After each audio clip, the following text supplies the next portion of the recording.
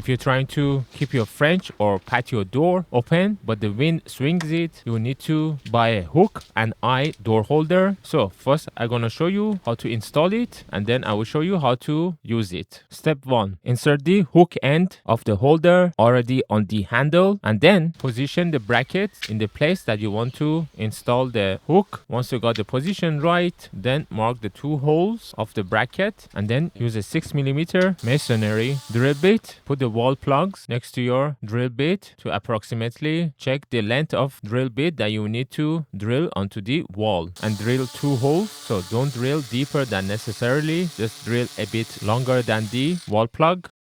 And now insert the wall plug into the hole and push it as much as you can with your hand. And then hammer the remaining wall plug until it is completely inserted into the wall. Important, make sure the eye or the ring end of the holder goes inside the bracket and not the other way around, and once we screw it, you will not be able to take it out. Use the provided screws, and now screw in the bracket, and after screwing both the screws, now we are ready to use the holder.